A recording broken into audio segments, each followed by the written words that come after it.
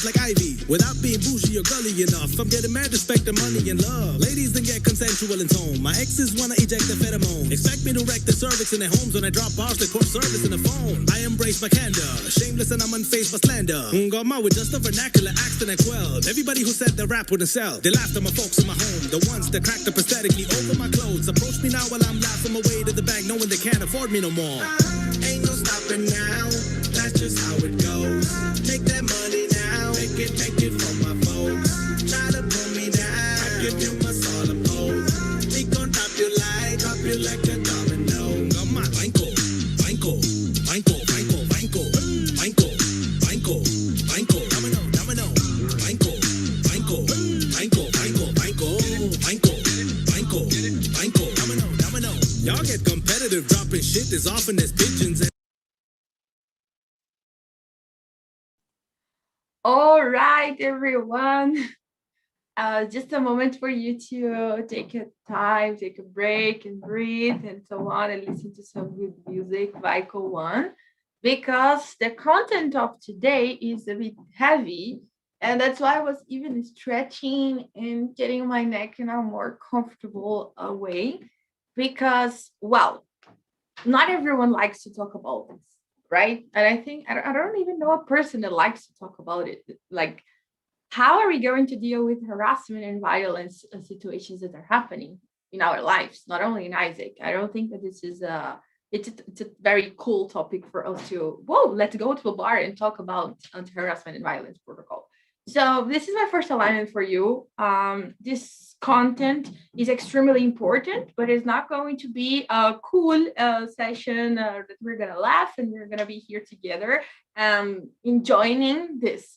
But it's a very important content that you need to know and you need to pay attention to.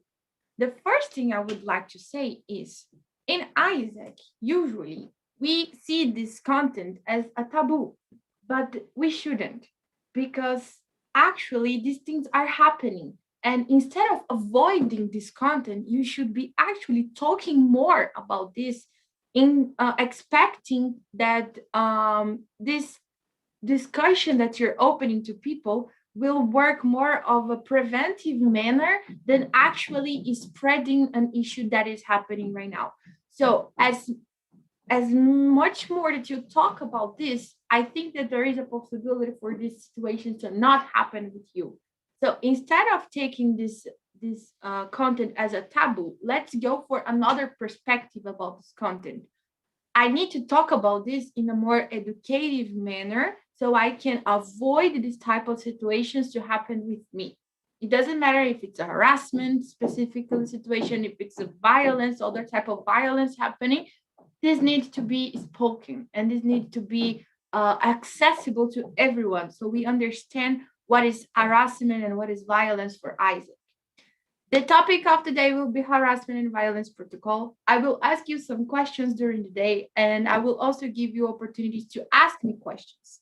I just have one alignment for the OC. Can someone please help me to allow people to join in the screen? Thank you so much. We are. You see my screen, right? Yes. Okay.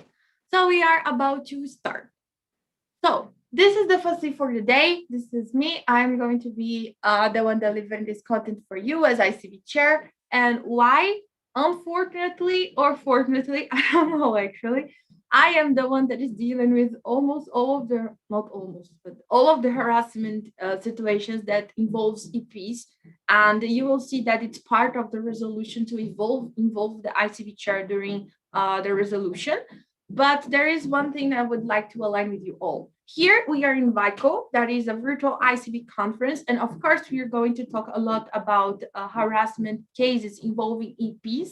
But this session, it's a session that to explain the anti-harassment and violence protocol in Isaac.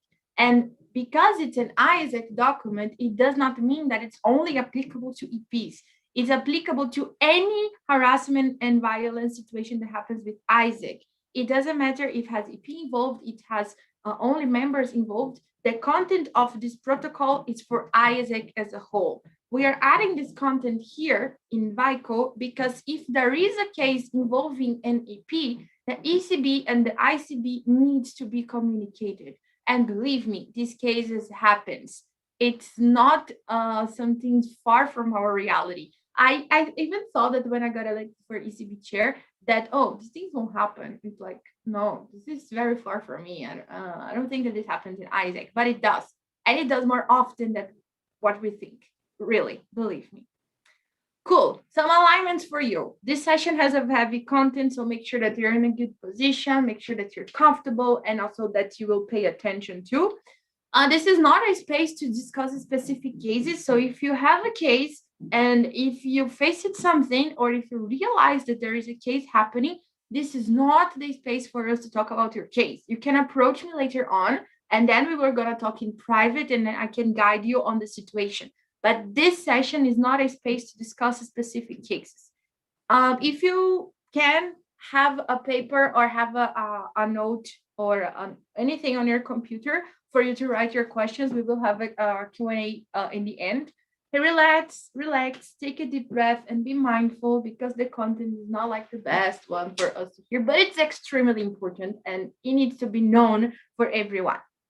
Cool. Session outline, what you will see in here. What is harassment versus what is harassment in Isaac? Because these are two different things. The second topic, the anti-harassment and violence protocol. So we do have a protocol to deal with harassment inside of your organization. What to do while facing a case. Oh my God, I'm facing a case. Oh my God, someone reported me a case. What I will do. This you will see is step by step on how to deal with the situation. And finally, we go to the prevention measures. That would be what every ISAC should be working on right now, the prevention manner to harassment. So don't wait for harassment situation to happen in your entity for you to work upon it. Already start working with prevention measures like now. Cool. We will start with what is harassment versus harassment in ISAC. And I want to ask you a question right now, and I will drop a poll in here, but this poll, some alignments for the question. I cannot see the name of you. So if you answer yes or no, I won't see the person that is answering this. So this is just for you to feel more comfortable. And I will share the result, but no one will be able to see who answered yes and who answered no. And I would like you to be very sincere with yourself, and also be very participative on this question, because this will guide our conversation through this talk. But in the end, if you don't feel comfortable to answer that, you're not obligated to. This is just a sensing for us to go through the session. So I want to ask you, and I will drop the poll in here right now, if you have ever felt harassed in your life. So let me just get the poll here.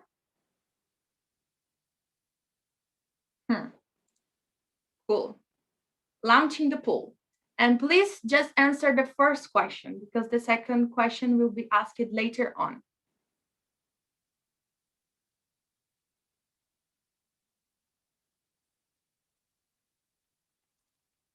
Karina, I'm not sure. It doesn't let me send you just the first answer.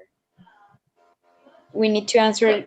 Yeah, we can't. It's okay. So just answer if you ever felt harassed. No, it's because it doesn't let me send you the answer. I need to answer. Okay, so we need to answer both. The same thing on first one and second one.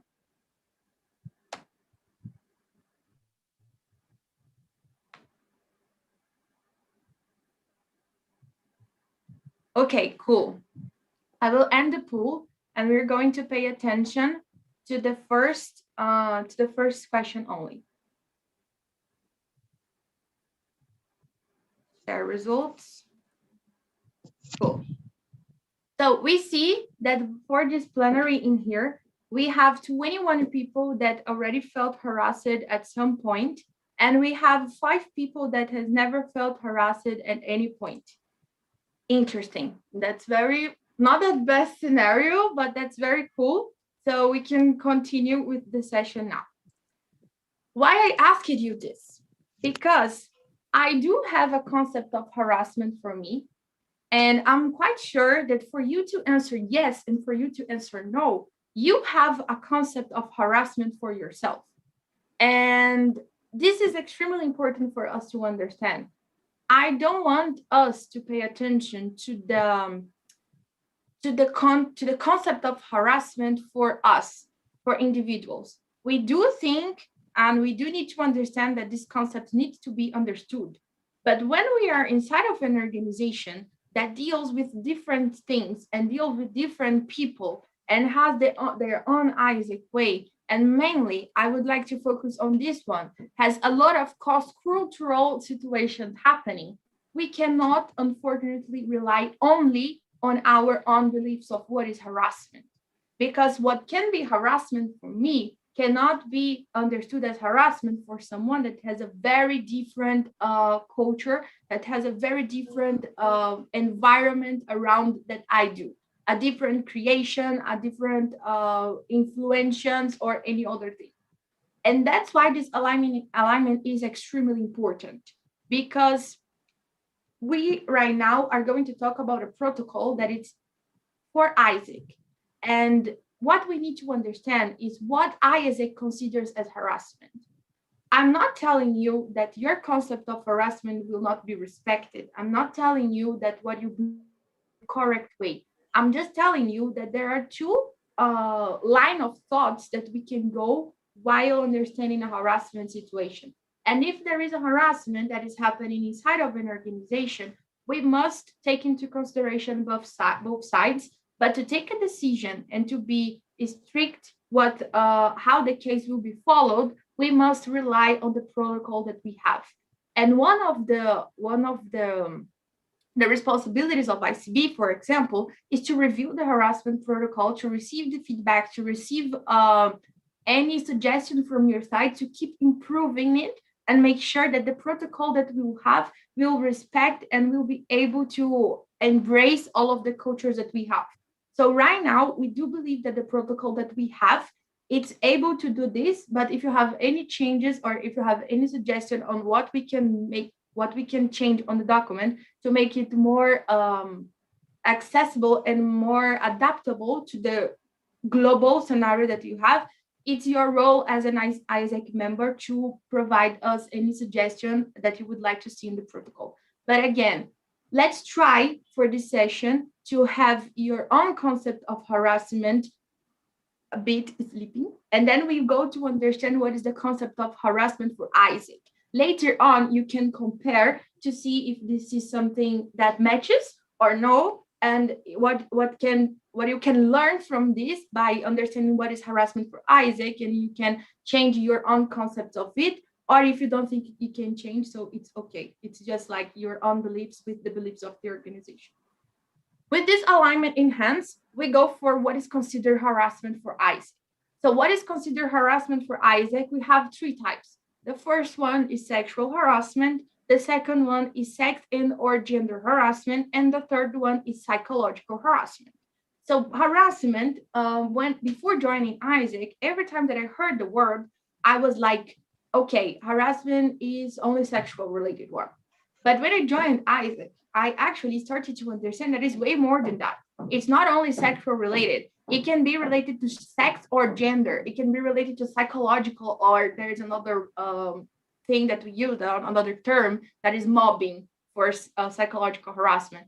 And this is one of the things that I feel most grateful for Isaac, because I got to learn and I got to expand my thoughts and my understanding about harassment because of Isaac. And then I didn't only stop in here. I went through the protocol. I understood what Isaac understands about harassment, and I went for my own research so I could get the responses for myself. But again, we are going to focus here on what is harassment for Isaac. And we do have sexual, sex and or gender, and psychological harassment. What we are going to do right now, what I will do is try to explain to you in a more understandable way each one of them, but still using the words that we have in our protocol, because it's always tricky for you to explain what is sexual harassment, what is sex and or gender harassment, and what is psychological harassment. So I cannot speak only for my words, because you need to see what is written in the document, so we will be all in the same page.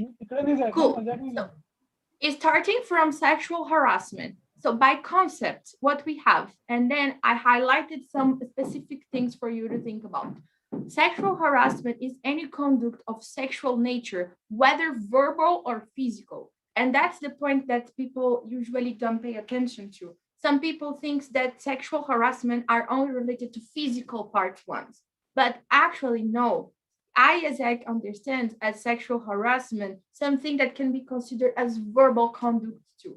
And this is extremely important for you to understand while going through an education part for your plenary.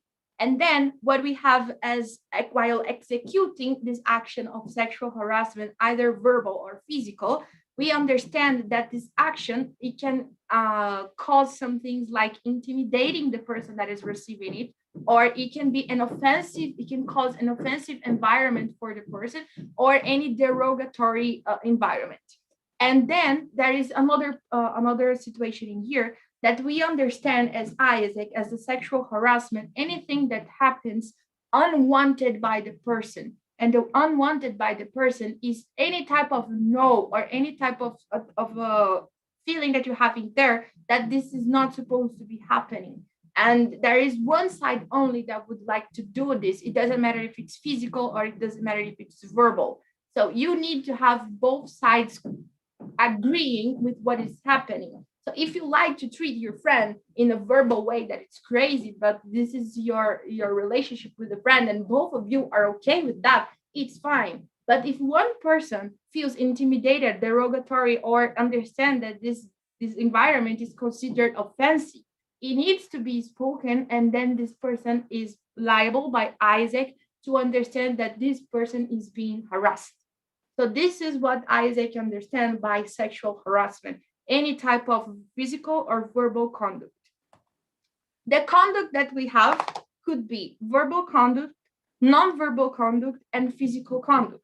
These are the three interesting parts for you to understand what could be considered as a harassment one. So verbal conduct, examples that we have inside of the protocol: offensive flirting, insinuating direct or obscene comments, unwanted telephone calls, jokes or comments on a person's sexual appearance. Those things, an unwanted telephone call can be considered a harassment, because this is something that is taking the consent by only one person, and I don't want the other person to keep calling me and to keep talking to me in the way that that person is talking, because I am feeling offensive. I am feeling intimidated by that person. So verbal conduct by a phone call can be considered a harassment in ISAC. Then we have non-verbal conduct that could be considered any exhibition of sexual, suggestive, or pornographic photographs. Yes, it's interesting to talk. So if you're sending nudes for someone and the other person that wants to receive the nudes, you can be considered as a harasser, as someone that is committing the harassment, because you don't have the consent of the other person. And you need to pay attention on that. It's not only because you want to do something that you can do something. You need to respect the beliefs of people. Then the last one, physical conduct, is any unwanted physical contact with the person. If you want to do something, you need to have the consent of the other person for any type of physical conduct that you're going to do. There are people that feel harassed if you go and play with the hair, and if that person feels that playing with the hair is touching her or his body and they don't like it, they feel it as offensive, this can be considered a harassment in ISAC, because we are dealing with different cultures. And that's why we need to be very cautious on how we are dealing with the relationship with the other person. Respect in the beginning. That's everything that you need to pay attention to. Respect. And then before doing something, try to ask if you can. Try to see if you have the possibility to go, if that person will not feel harassed by that, because these are situations that can be considered as harassment. And last ones, we have the quid pro quo harassment, and we have the environmental harassment. So the quid pro quo harassment consists in forcing the victim to choose between accepting sexual advances or losing/seeing reduced certain work benefits. I will give you an example for this. If I ever use an abuse of power because I am being the ICB chair and I am telling Channel, for example, that is my team leader, Channel, I will give you a very bad example, okay, just to give a big picture. Chanolo, if you don't send me a nude because I really want to see you, I will cut your salary. And this is the quid pro quo harassment. I am pursuing a team leader to do something, and I am always also giving him a sanction, let's say, because this person is not accepting what I'm saying. This person is not sending me a nude, for example. And this is the quid pro quo. The environmental harassment is any unwelcome attitude or behavior of sexual nature that it's happening in the environment, and that is causing this intimidating, derogatory, or offensive environment for the person. Cool. So this is the heaviest one, let's say. This is like the on my perspective, okay, in my perspective, it could be considered the most critical ones. But we still have other types of harassment that need to pay attention to, that usually people, as far as I have my experience, they don't consider as harassment, but they can be considered as harassment in Isaac. So we have sex or gender harassment. Pay attention to this, because this can be considered harassment, and maybe if you're part of a committee or if you have to go for an investigation, you will face this. The concepts that we have is any conduct based on a person's sex, gender, and or sexual orientation. So if you're discriminating someone because of their sex, gender, or sexual orientation, this can be considered as harassment too. And what we have conduct understood as, the APIP is very strict on this, and it's very clear. So you have from A to F, but I do think that there are more examples in there of what are the actions that could be considered as sex and or gender harassment. So first example that we have here, if you ignore or if you exclude a person because of their sex or gender orientation. If you are unfair or biased assessment of a person's work, and this can happen not only inside Isaac, this can happen with EPs in their NGOs, in their companies, or anywhere. If by any chance the EP felt harassed by their sexual orientation, by their gender, this can be considered harassment. Third point, assigning tasks or work below a person's professional capacity or skills. So if I am working in Isaac or in an NGO or in a company, and because I am a woman, someone is giving me less work because I am a woman. And if there is a person right next to me that is receiving more work because it's a man, this can be a conduct considered as sex and gender harassment. Then we have many other options inside of the APIP, but I highly advise you to go through the protocol and to read all of them and take the time to understand what is actually the conduct understood as harassment, because it's a lot. It's a lot. But I do expect that you go there and then you take a look, because this is something extremely important for you to understand what Isaac believes, and this can be something that will help you to understand and to be more maybe empathic, or to change some beliefs that you have or not. So it's fine. But you as an Isaac member needs to know that, because you are an Isaac member. Last one but not least, we have the psychological harassment. So by concept for psychological harassment, we have any moral harassment at workplace or psychological harassment at workplace. And this is the one that I told you that can be considered also as mobbing. I don't know if you have heard about this expression, but it's another expression that we use for psychological harassment. And then this is something that I would like to point out. If I am screaming at someone, or if I am irritated, or if we're going on a fight, that's tricky, because I need to understand, is this a harassment situation, or is this a conflict that is happening because of a specific situation here? And that's why we have written that it's for the psychological harassment, the situation needs to be happening over a prolonged period of time. So these fights and these disrespectful words are constantly happening. It's not just because of a specific conflict that we are having right now, because conflict can be can happen in any work environment, in any relationship, with me and my brother, with me and my father, with me and my cousin, or with me and a boss. But this was just for a specific situation. But if this is happening over a prolonged period of time, so this is like happening again and again and a lot of times, then it can be considered harassment. Cool. We also have a lot of types of it in our documents, and I advise you to go there and to read what we understand as psychological harassment inside ISAC. And we have harassment based on organizational measures, harassment based on reducing communication possibilities. For example, if I start to ignore the presence of the person for a long period, like I would just pretend that you don't exist and I don't want to talk to you anymore. Activities that affect the physical and psychological health of the victim, and criticizing a person's private life or individual's personal or professional reputation. So if I am working with someone with Lilo and I decide to understand what is happening with her life, and then I start criticizing her because I don't like of something that is happening with her personal life. Who am I to say anything about that? Like I work with her in ISAC, and I don't have any right to go and understand what is happening with the personal life and start criticizing it. It's not the correct behavior from ISAC side. And that's why we do understand that psychological harassment in mobbing is another and the third and last type of harassment that we have in our protocol. What I would like you to get from this, that we have three types of harassment: sexual one, sex and or gender related ones, and the last one is psychological. If you want to go deeper on each one of them, I advise you to go to the protocol and then you read what ISAC understands by harassment. Cool. Now I will launch the pool again, and this will make more sense for you. I'm sorry for this.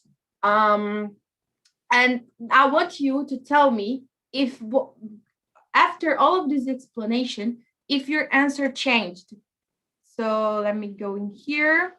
We have the second one, and I'm going to launch the pool. Did your answer change from the first question to this one after understanding what happens in ISAC? And this is going to be very interesting. As I mentioned in the beginning, I have my own concept of harassment, but I need to understand that ISAC has also the concept of harassment.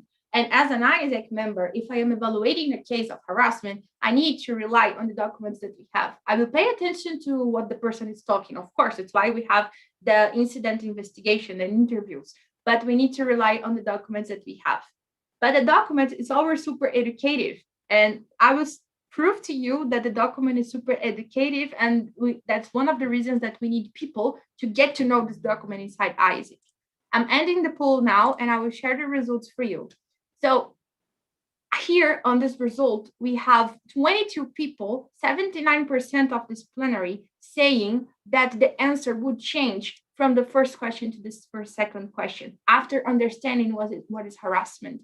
So the first question was, have you ever felt harassed? And then we got the answer. Most of the people, yes, they already felt harassed.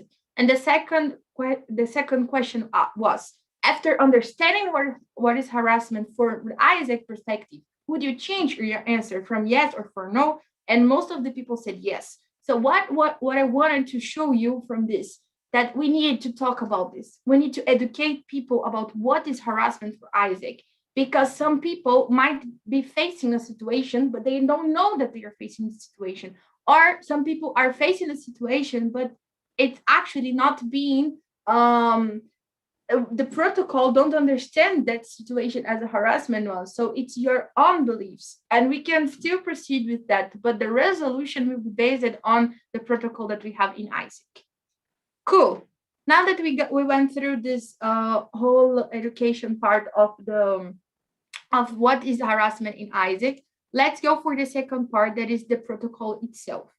The protocol itself has a very specific structure. So the first one, we have defined the conducts to be avoided. What do I mean by define the conducts to be avoided? Because once you understand what are the conducts that can be considered as harassment, you will understand what are the conducts that needs to be avoided. So you can educate your plenary for, okay, don't do this because this will be considered as a harassment, and this is not actually something right for you to act or for you to have a relationship with a person. This the second thing, how to process in claims. So you see that every time that you face a harassment situation and every time that you have a claim, the protocol helps you on how to proceed with that. Then measures aimed at preventions. We don't want harassment situations happening in Isaac. That's not something that we want, and that's not something that we support. But how are we going to work upon that? Measures for prevention. And we have some measures of prevention inside of the protocol. Last one, efficiency investigation procedure. So we have a very efficient investigation procedure described in the document. And that's something that people need to pay attention to. The objective of the protocol is to prevent and tackle harassment situations or any type of conduct that represents a threat to the dignity of persons, damages the workplace atmosphere, and has negative effect on health, moral, confidence, and self-esteem of any individual. So this is the objective of this protocol. The principles of this protocol is basically to say that ISAC aims to provide a safe environment, and we want to ensure that our stakeholders, as well as ISAC members, are not being discriminated by race, color, gender, sexual orientation, creed, religion, national ethics, or social origin, age, anything. So we don't want any type of discrimination happening with our organization. And applicability, this is applicable for everyone. Is not only applicable for EPs. At some point, we thought that the protocol, because it was inside of the old XPP, was only applicable to EPs. But this is actually applicable to everyone. Everyone in ISAC needs to respect this protocol. Cool. So by the book, this is the structure of the document, and this is just a screenshot of the protocol. You have the introduction, the principles, the applicability, the concepts that I just explained to you, the 3 concepts, and the protocols for resolution. Protocols for resolution, we have, what do I do if I face a situation? Then you have everything written in there. Great. Now let's go for the part that what do you do if you face a situation? Now that you understand what is considered harassment for Isaac, and so a friend told you that this happened with him, or you're facing harassment in the situation, what are you going to do? Step by step. Literally step by step. So if you want to take a screenshot or if you want to write it down, it can be interesting for you, but we are also recording this session so you can watch it later on. First thing, you need to report the issue to the Anti-Harassment and Violence Committee. So if you know about something, you need to report this to the committee, because the committee will be the one responsible to proceed with the situation. It's not you. The committee, that's why we have a specific structure for the committee, and we have that it's mandatory to have the committee in the entity. Don't try to act upon yourself. We have a committee to work on this. So if you know about a situation, report to the committee. Second one, the committee shall report the acknowledgement of the incident to the ICB chair or to the ESC chair. So I am part of the committee. Lilo, that is someone from Isaac, reported to me that I am a person from part of the committee, that there is a harassment situation happening. I, as part of the committee, I need to see there is an EP involved, an opportunity provider involved, someone external from Isaac involved. I need to tell the ICB chair that this is happening. It's not related to any stakeholder. I need to tell the ESC chair that this is happening. The ICB chair is related to stakeholders outside the organization. ESC chair, everything that is happening inside of the organization. So you need to report, hey, I received this and I'm going to contact the other people of the committee and we are going to start the investigation. Third step, the committee shall proceed with the incident investigation following the process on APIP. Someone reported to the committee. Committee understood the summary of the situation and talked to the ICB chair or ESC chair. Committee will start the investigation to see what are the conducts that can be understood and what is everything that we can conclude on this situation.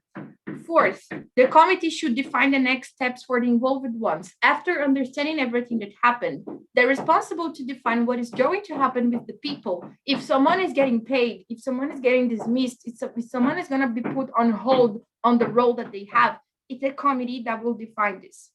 Then fifth one, the committee shall create an incident report, sign and submit to the ICB chair or ESC chair. So you see that there are two touch points with the ICB chair and the ESC chair. The first one is, I received the situation and I'm going to proceed with that. The second one is, this is the result of the situation with a full report.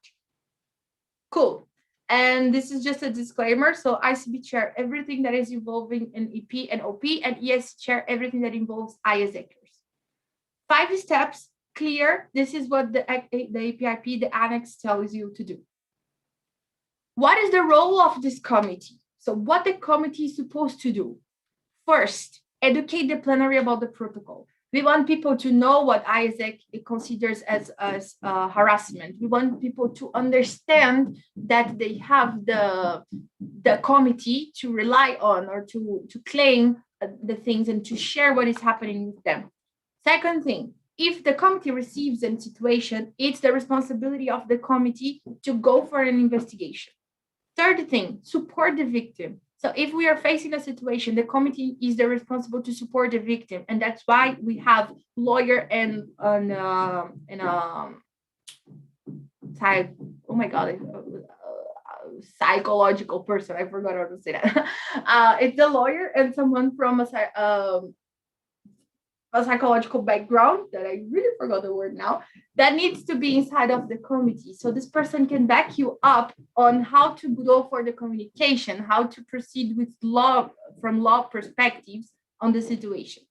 And then we need to, the committee is responsible to define the next steps and sanctions applicable to the case, depending on the result of the investigation. So it's the committee responsibility. It's not going to be the ICB chair that will say, yeah, we need to refund this person or not. No, the committee is the responsible to do that, because it's a harassment situation. It's not a quality case one. And this is something that people usually commit the mistake. They think that the ICB will be the one saying, we need to reimburse this person. And it's not, because it's not a quality issue. It's a harassment situation. And that's why the committee is the responsible to do that.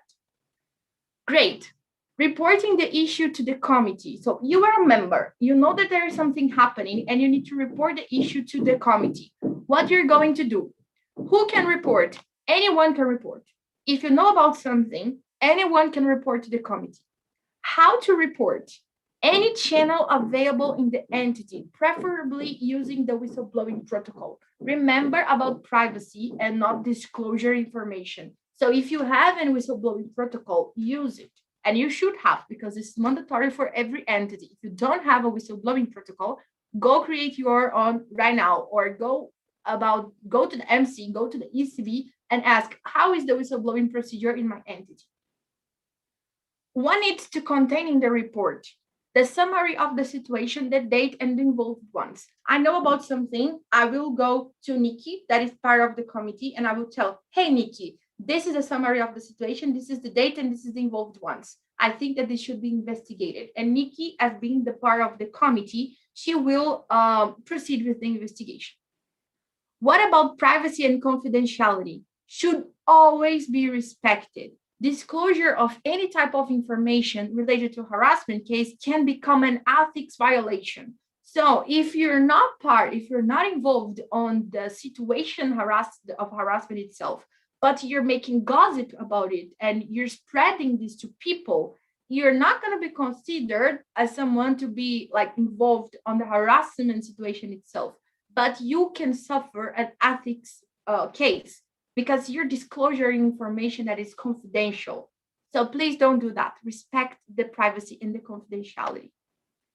Reporting the issue to the global structure. So you're part of the committee and you received this from someone and you need to report this to the global structure. What you should do? Who can report? Any member of the committee. If you're not a member of the committee, you cannot report, and we are not going to consider that. And what we will do actually is to go to the committee and to ask for explanation. Why this person that is not part of the committee is submitting a report? You should be the one submitting that. Where to report? ICP mail or ESC mail. What needs to contain in the report? The people involved, the types of conducts identified, the dates and places where the behavior took place, a possible witnesses, and identification of the potential harassment victim. So you will see that if you're reporting the issue to the global structure, you need to go through an investigation before. So we want to know from your side, what was the steps that you took, and what were the people that you talked, and what was the final resolution that you got based on the documents that you have. And you will be the responsible as part of the committee to understand the whole situation.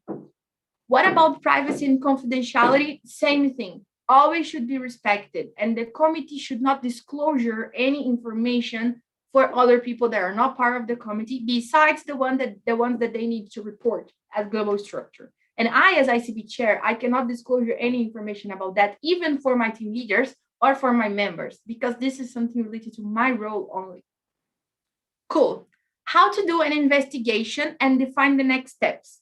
First thing, you receive the whistleblower, the whistleblowing process. Start the investigation in maximum of 24 hours after you receive that. Second thing, define the methods of the investigation. The methods of this investigation, they can be anyone, but the only one that is mandatory per APIP are interviews. If you don't know how to proceed with an interview, we have literally how to deal with an interviews. And let's just get my charter, otherwise you will be alone here.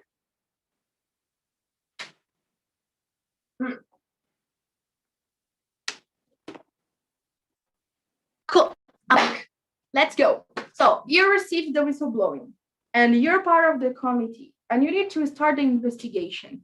You don't know how to start the investigation. The only thing that you need to know, the minimum thing that you need to know, not only minimum, is that you will have to proceed with interviews. How to proceed with interviews? And that's what we are going to discuss in here on this slide. What to investigate in an interview?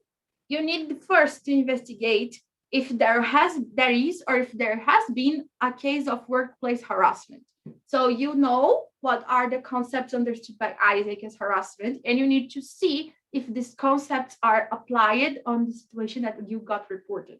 So first thing you need to know fully the things that ISAC consider as harassment. Once you know fully, you will go for the situation and you apply the things. Okay, this was a sex and gender harassment. This was a sexual harassment from a verbal manner. And then you will go for the investigation and understand by what we have in our book, what happened in the situation. Then what you need to understand also in the interview, who is considered to be embarking on the said harassment behavior and the hierarchy relationship that exists. So you will understand the people involved on the situation. Who is the victim? Who is the one that is actually causing the harassment situation? You need to know the names and you need to know the agents related to this situation. Third thing, you need to understand the situation in which the harassment takes place. It was in front of everyone. It was in a specific situation that no one saw. You need to understand that. It doesn't mean that this will change the resolution of the case, but it can change something. For example, if this happens inside in a party, for example, or if there was a violence action happening in a party, maybe it's a time for you to think about on behaviors to happen in a party, and you will see that there are people around you, and then you have to educate these people around you and maybe prepare a speech of what happened, because you need to talk to other people that saw the thing happening. So you need to understand the big picture of the situation so you can actually have proper next steps on it. The last thing, no, it's not the last thing, it's almost the last one. You need to understand if the case has been reported to a superior. So if there are other people that knows about the situation, if there are other people that know about the situation, how you're going to include these people to your investigation. Last one is to understand how the situation affected the health of the person, the mental health, the physical health. You need to understand that, because if you need to provide any type of support, it doesn't matter if it's a psychological support, if it's a medical support, if it's a police support, you need to understand what you need to act on it. And those are all of the points that you need to make sure that while going through an investigation, you will have proper questions to understand all of these things. And it's very hard for us as ISECers or as young people that are learning a lot to conduct this alone. And that's why we need the committee. And that's why in the committee, we need people with law backgrounds, with psychological backgrounds, psychology people, and so on, because these people are experienced ones and can help us on to deal with the situation. We do have a protocol, but the protocol needs still to be executed, and the execution is part of the committee. Cool. This is something that I have already said if other people are involved on the harassment. Some rules about the interview if you have to conduct any interview while being part of the committee. The first thing is the interview can only happen if both parties accept the interview. So if the committee wants, and if the victim or the witness or with anyone wants, if you don't have the consent of both parties, you cannot conduct the interview. You cannot force anyone to conduct the interview. And either parties will be granted on an interview on request. And last one, either parties, everyone that is involved, can obtain assistance from representative or advisors. I will give you an example. If I am the victim and I just want to go to be interviewed with my lawyer right next to me, I have this right. With my doctor right next to me, I can do that. With my mom, I can do that. So it's my right as the victim, as the right of the committee, to have people backing them up during the interview. Cool.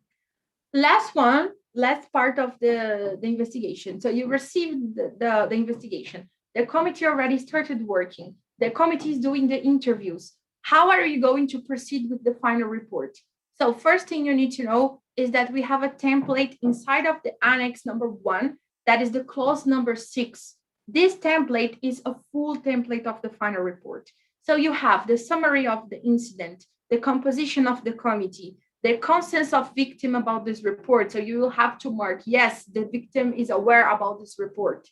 Other people involved on the report. So if there is any external involved on the report, you will have to type in there the date of the incident and the witnesses with name and contact of the witnesses. If the people evaluating the report will have to contact them for any reason. And last one is the proofs that you took. The proofs can be any conversation, email, the output of the interviews, or anything that can explain the reason behind you took that decision as a final report of the harassment situation. Cool. So of course, in the date of the report. That's it. That's everything that you need to know. It's a lot. So what is my recommendation? What I really want you to get in your head by this session. First thing, we have specific conducts to be understood as harassment for Isaac, and they are 3. If you want to go deeper, we have a protocol to understand everything that is inside of these 3 options. We need to have a committee, and the committee is responsible to proceed with any investigation. The committee needs to proceed with the investigation following the APIP, and we have inside of APIP step-by-step for the committee to follow. Last one, but is not least important, actually is the most important part for me, is the prevention manners. So it's part of the committee to disseminate this protocol through Isaac online platforms and any other means through which the said objective can be achieved. What do we mean by that?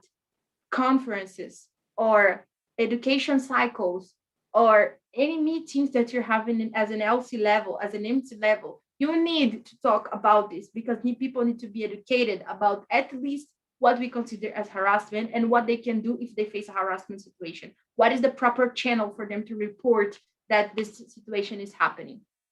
Then the last thing I would say is education. Education is a must, a must. The committees are responsible to perform educations. So, I never felt harassed, or we don't have any history of harassment in my committee. Do I need to have a harassment committee? Yes, you need to, because you need to act on prevention manners, educating your people, so this thing can continue, not be something that will happen with you, because it doesn't matter if it has never happened. You don't want it to happen ever. This is not something cool for you to happen. So work on the prevention, create the committee, and disseminate the protocol for everyone. Or maybe you never felt something and you don't have anything on your history because people don't know that they are being harassed. or people don't have a proper channel for them to report or to claim the harassment situation for you. And that's it. Just one slide for our reality. Our network, unfortunately, doesn't know about this protocol, and it's ICB responsibility. It's being ISAC International also is talking a lot about this. ESC responsibility to disseminate the protocol. And we really would like the MCs and also the ECBs to start talking about this in their entities. Half of the harassment cases we know that happen are reported for ICB. So we have some mechanisms to understand what are the harassment situations that are happening, and we can actually understand and contact the entities that this is really happening. Less than half of the cases reported for me follow the protocol 100%. So this means that there are entities that they are facing harassment situations, but they are not following the protocol because it's huge, because they don't want to read. But this is your job. You need to read because this is a serious matter. Fourth thing, less than half of the entities has this harassment committee established. This is something that is changing, okay? So right now we have a lot of entities with harassment committee established, but from 1 year ago, it was way less than half of the entities.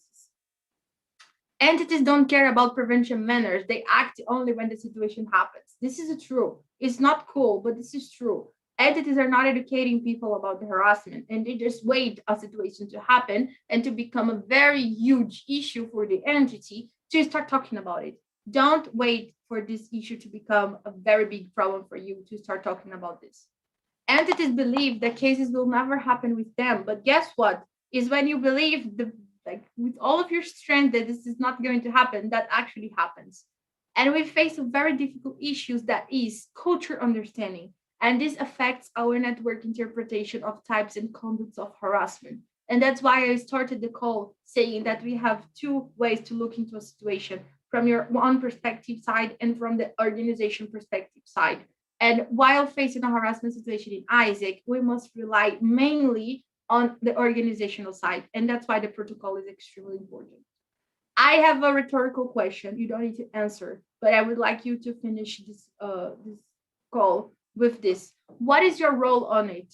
And what you can do to help ISAC on this matter? Because this is a very critical situation that we are facing even now. And what is your role as a member, as an MC, as an ECB, as whatever role that you have? What you can do to help ISAC on it? Cool. I'm already on the time.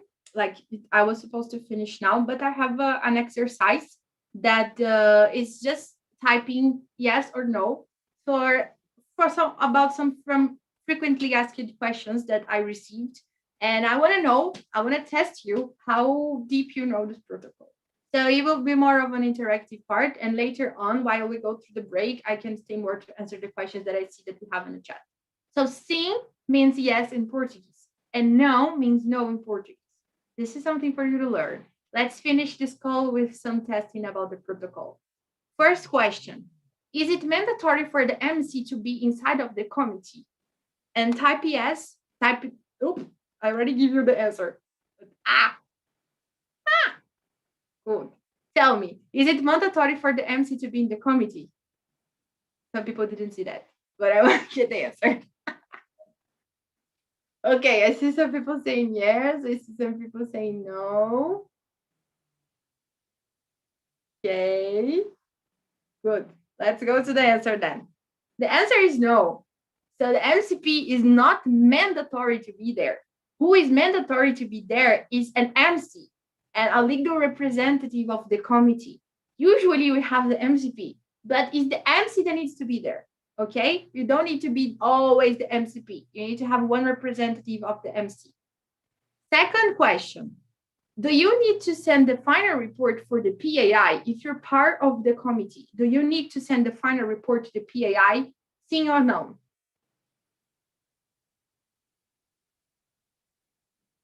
I see some yes, one yes, and a lot of no's. Cool. The answer is no. It changed from XPP to APIP. Usually before you had to send all of the reports to the PAI. Right now, you don't need to. You just need to send. If it involves DPs and involves OPs, ICB chair. If it involves ISAC members, is ESC chair. Cool. Next question. There is only one committee in place evaluating a case involving an EP. We have a case that involves an EP. There is only one committee that will evaluate the whole situation. What do you think?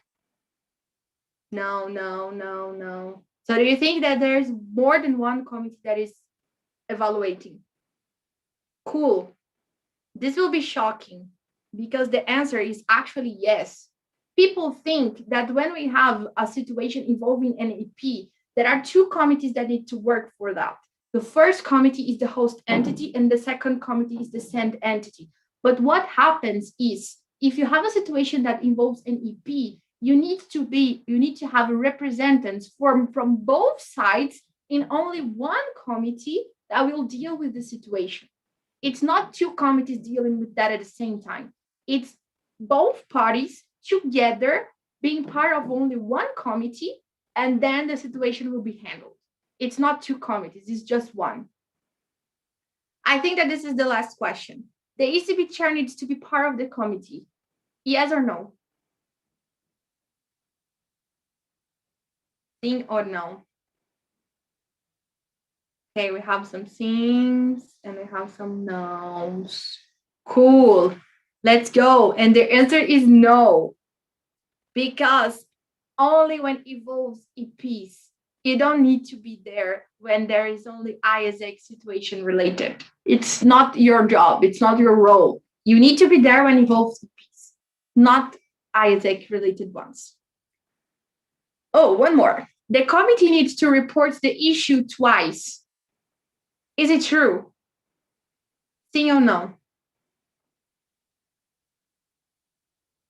No, no, no, no, no, no, no, no. Okay, let's go for another answer. Yes, the committee needs to report the issue twice. And only once they know about the situation, they have to tell, hey, the situation is happening. So we as ICB or we as ESC, we know this is happening. And then once the situation is solved, the committee reports it again with the final resolution. So the first thing is tell me, hey, Karina, this situation is happening. The committee is already aware about that, and we're going to proceed with the investigation. In the investigation finished, protocol done, and report done, you go, hey, Karina, this is the final report of this. And that's why you need to report it twice, because once you know the issue, second, the issue has already been solved, and this is the result. Great. I see some questions here. I'm already 5 minutes past the time. So you feel free to go to the break. This was the session, and I'm so happy to have you all here. I hope that you learned something. I will still be here asking the questions and talking to people, but you do have a 30 minutes break now. Before I start answering the questions, Raed or anyone from the OC, would you like to give any comments? No, just have to be back here in 25 minutes so that we can start. Cool, amazing. So that was it. And let me go for the questions now and answer because I saw some. Ooh, wait. We have. Okay, Talha asked you the question. What if the country has its own policies for the harassment in workplace in its national policies?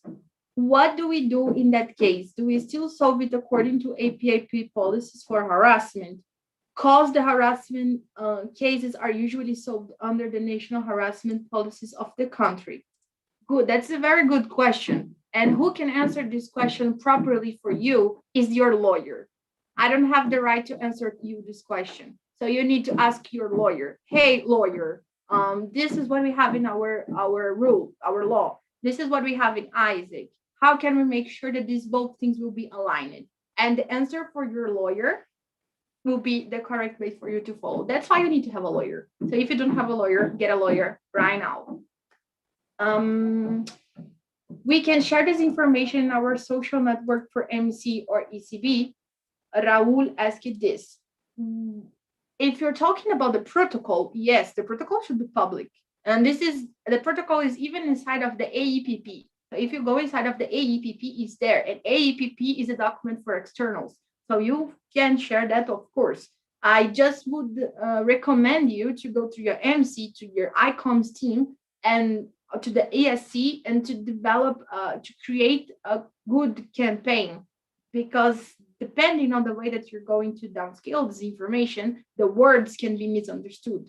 So just go through there and create a campaign that has other people involved too, and you know that the information will be downscaled in a correct way.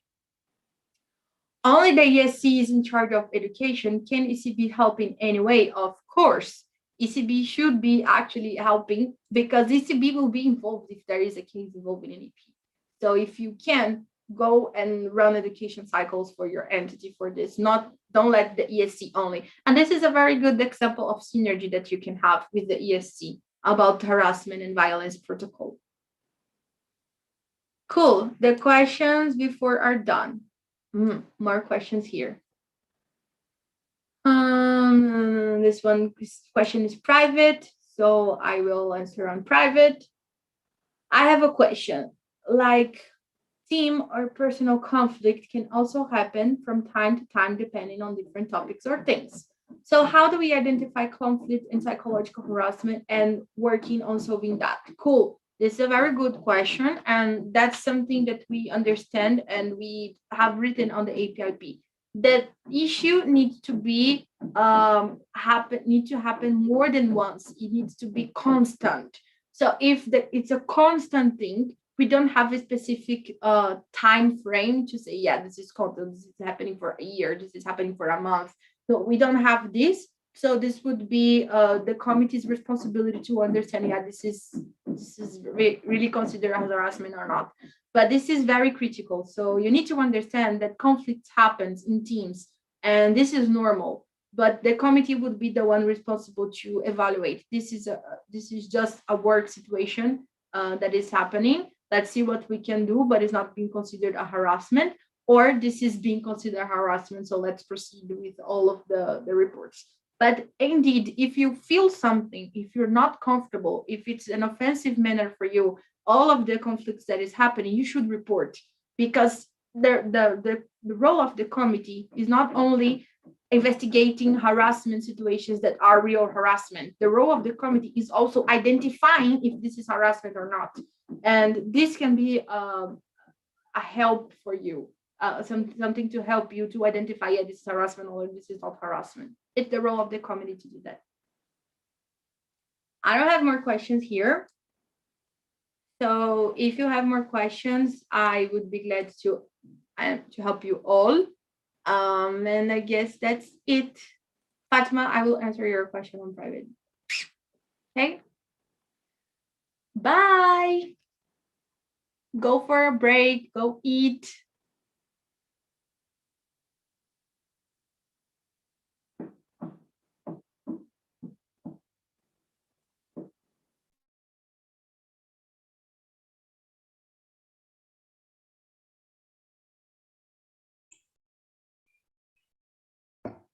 Peeps, you can have a bit less than 20 minutes and we can all come back here.